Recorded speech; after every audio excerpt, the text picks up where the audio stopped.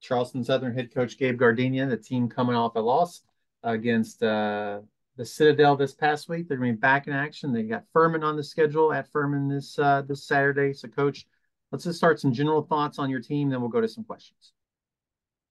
Um, Obviously, uh, tough loss to a rival, and really played well, I thought, in the first half, and just didn't quite have the same success in the second half.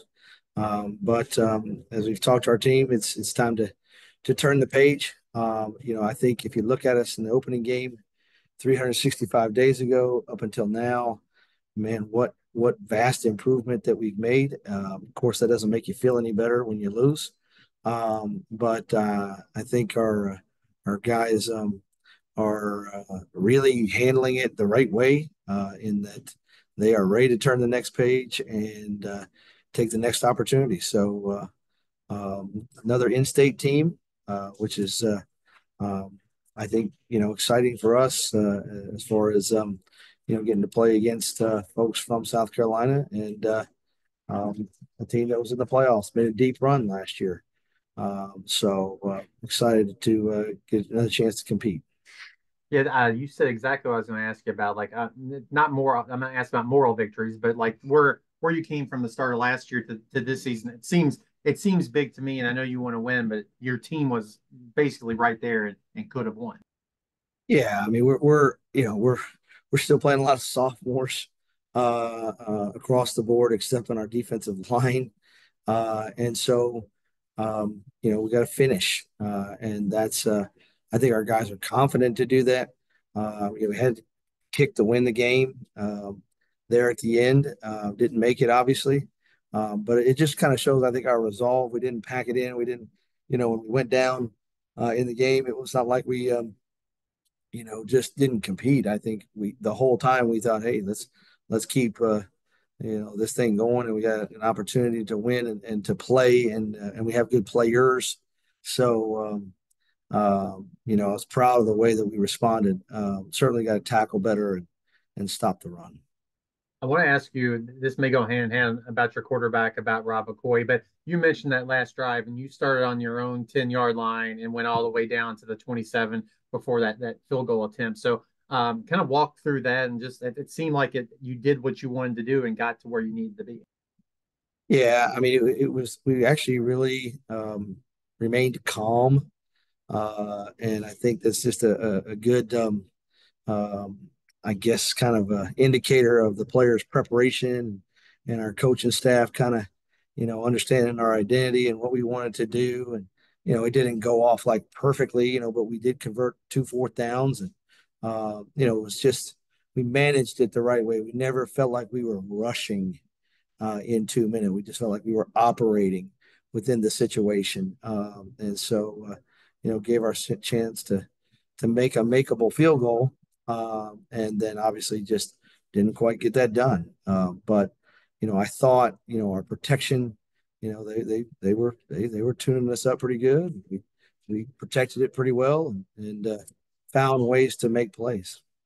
And Rob, who is a transfer from Sacred Heart, just yeah, Sacred Heart, is that right? Sacred Heart. Yeah, Just his performance and what you thought about him in his CSU debut.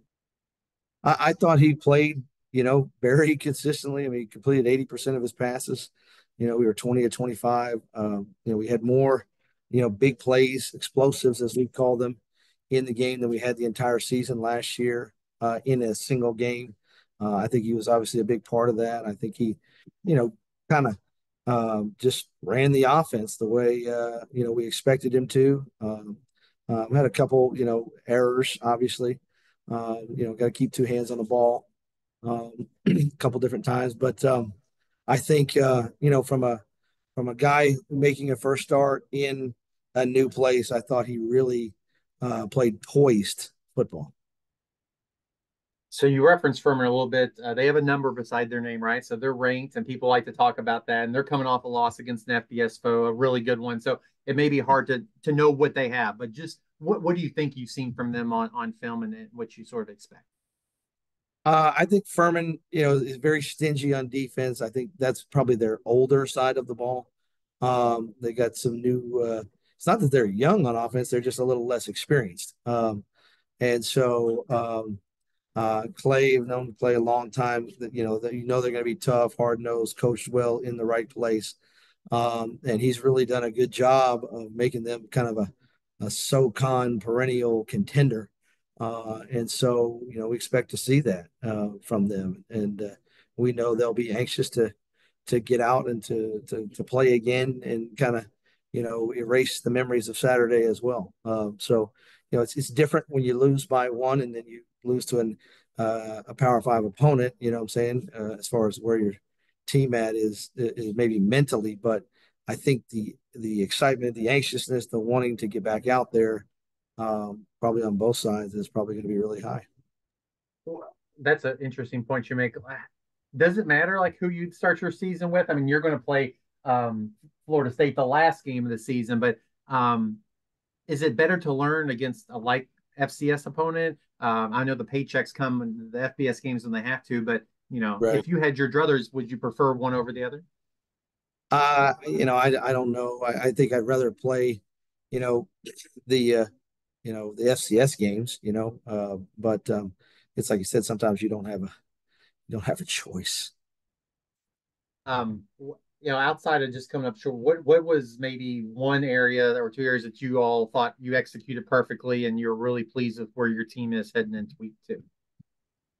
Um, I wish I could probably find one. I don't know.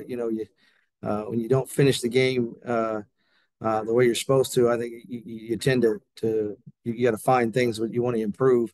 And we're going to get better. Now it's about getting it right, though. And I think that's kind of our two big thoughts is, hey, we got to turn the page and we got to get it right. And we're right there. Now we've got to have enough confidence and personal kind of athletic, fortitude, steadfastness to say, okay, when it gets close, hey, we're gonna go make plays. We're gonna get off the field. We're gonna stay on the field. On third, or I'm sorry, on offense. We had uh, two drives. One in the beginning of the end of the third quarter where we throw a pass on 3rd and 3, and we don't run the right route depth, and we're 1 yard short, but we're on our side of the 50. So it's like, all right, let's not go for it here. And then 3rd and 1, again, similar area of the field. We just cut the 4 technique loose, and all of a sudden they're making a tackle for loss. And it's like, you sustain those two drives, you put yourself in a better opportunity to take control of the game. Well, Coach, appreciate your time this morning. Best of luck this weekend against Furman. We'll talk to you again next week. Thank you.